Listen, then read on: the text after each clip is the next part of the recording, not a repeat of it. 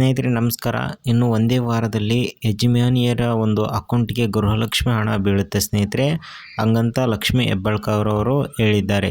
So ಮೊದಲನೇದಾಗಿ ಯಾರು ನಮ್ಮ ಚಾನಲ್ನ ನೋಡ್ತಾ ಇದ್ರೆ ದಯವಿಟ್ಟು ಸಬ್ಸ್ಕ್ರೈಬ್ ಮಾಡ್ಕೊಳ್ಳಿ, ಹಂಗೆ ಬೆಲ್ ಐಕನ್ನು ಕ್ಲಿಕ್ ಮಾಡಿ. ನಾವು ಹಾಕುವಂಥ ಪ್ರತಿಯೊಂದು ವಿಡಿಯೋ ನಿಮಗೆ ಮೊದಲು ತಲುಪುತ್ತೆ ಸ್ನೇಹಿತರೆ. ಸರ್ಕಾರದ ಒಂದು ಗ್ಯಾರಂಟಿ ಯೋಜನೆಗಳ ಒಂದು ಪೈಕಿಯಲ್ಲಿ ಗೃಹಲಕ್ಷ್ಮಿ ಯೋಜನೆ ಒಂದು ಅತ್ಯಂತ ಮಹತ್ವಾಕಾಂಕ್ಷಿ ಯೋಜನೆ ಆಗಿದೆ ಸ್ನೇಹಿತರೆ. ರಾಜ್ಯದ ಒಂದು ಮಹಿಳೆಯರಿಗೆ ಆರ್ಥಿಕ ಸಬಲೀಕರಣವನ್ನು ಹೆಚ್ಚಿಸುವ ಒಂದು ನಿಟ್ಟಿನಲ್ಲಿ ಕರ್ನಾಟಕದ ಒಂದು ಸರ್ಕಾರವು ಗ್ಯಾರಂಟಿ ಯೋಜನೆಯಾಗಿ ಇದನ್ನು ಪರಿಚಯಿಸ್ತಾ ಇದೆ ಸ್ನೇಹಿತರೆ. ಆದರೆ ಕೆಲ ತಿಂಗಳುಗಳ ಹಿಂದೆ ಫಲಾನುಭವಿಗಳ ಒಂದು ಖಾತೆಗೆ ಹಣ ಜಮೆ ಆಗಿರ್ತಾ ಇದ್ದಿಲ್ಲ. ಆದರೆ ಇದರ ಬಗ್ಗೆ ಮಹಿಳಾ ಮತ್ತು ಒಂದು ಮಕ್ಕಳ ಕಲ್ಯಾಣ ಇಲಾಖೆ ಲಕ್ಷ್ಮಿ ಹೆಬ್ಬಾಳ್ಕರ್ ಅವರು ಮಾಹಿತಿ ನೀಡಿದ್ದಾರೆ.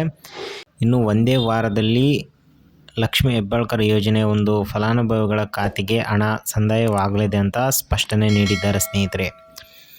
ಬೆಳಗಾವಿಯ ಒಂದು ಗೃಹ ಕಚೇರಿಯಲ್ಲಿ ಮಾತನಾಡಿದಂಥ ಸಚಿವರು, ಮನೆ ಒಡತಿಯರ ಬ್ಯಾಂಕ್ ಅಕೌಂಟ್ಗೆ ಜಮಾ ಆಗಲಿದ್ದು, ಇದರ ಬಗ್ಗೆ ಗೊಂದಲ ಬೇಡ.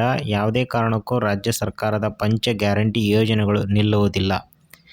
ಈ ಬಾರಿ ತಾಲೂಕು ಪಂಚಾಯಿತಿ ಮುಖಾಂತರ ಫಲಾನುಭವಿಗಳ ಖಾತೆಗೆ ಹಣ ಜಮಾ ಮಾಡಲಾಗುವುದೆಂದು ಲಕ್ಷ್ಮಿ ಹೆಬ್ಬಾಳ್ಕರ್ ಅವರು ತಿಳಿಸಿದ್ದಾರೆ ಸ್ನೇಹಿತರೆ. ರಸ್ತೆ ಅಪಘಾತದಲ್ಲಿ ಚಿಕಿತ್ಸೆ ಹಾಗೂ ವಿಶ್ರಾಂತಿಯಲ್ಲಿದ್ದುದರಿಂದ ಹಣ ಸಂದಾಯವಾಗಲು ಸ್ವಲ್ಪ ವಿಳಂಬ ಆಗಿರುವುದು ನಿಜ. ಆದರೆ ಈಗಾಗಲೇ ಅಧಿಕಾರಿಗಳಿಗೆ ಆದೇಶ ನೀಡಿದ್ದು, ಆದಷ್ಟು ಬೇಗ ಹಣ ಸಂದಾಯ ಆಗಲಿದೆ ಅಂತ ತಿಳಿಸಿದ್ದಾರೆ ಸ್ನೇಹಿತರೆ. ಇದುವರೆಗೆ ಬೆಂಗಳೂರಿನ ಕೇಂದ್ರ ಕಚೇರಿ ಮೂಲಕ ಹಣ ಬಿಡುಗಡೆ ಮಾಡಲಾಗ್ತಾ ಇತ್ತು. ಇದನ್ನು ವಿಕೇಂದ್ರೀಕರಣ ಮಾಡುವ ಒಂದು ನಿಟ್ಟಿನಲ್ಲಿ ತಾಲೂಕು ಪಂಚಾಯಿತಿ ಮೂಲಕ ಹಣ ಬಿಡುಗಡೆ ಮಾಡಿ ನಂತರ ನಮ್ಮ ಒಂದು ಇಲಾಖೆಯ ಶಿಶು ಯೋಜನಾಭಿವೃದ್ಧಿ ಅಧಿಕಾರಿ ಖಾತೆಗೆ ಹಣವನ್ನು ವರ್ಗಾವಣೆ ಮಾಡಲಾಗುತ್ತೆ. ಇನ್ನೊಂದು ವಾರದಲ್ಲಿ ಹಣ ಬಿಡುಗಡೆ ಮಾಡುವಂತೆ ಸೂಚಿಸಿದ್ದೇನೆ ಎಂದು ಲಕ್ಷ್ಮಿ ಹೆಬ್ಬಾಳ್ಕರ್ ಅವರು ಹೇಳಿದ್ದಾರೆ.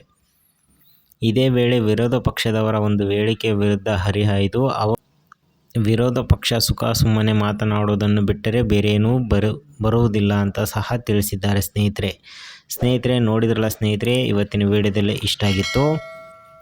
ಈ ವಿಡಿಯೋ ನಿಮಗೆ ಯೂಸ್ಫುಲ್ ಆಗಿದೆ ಅಂತ ಅನ್ಕೊತಾ ಇದ್ದೀನಿ. ಮತ್ತೆ ಮುಂದಿನ ವಿಡಿಯೋದಲ್ಲಿ ಸಿಗೋಣ. Thank you.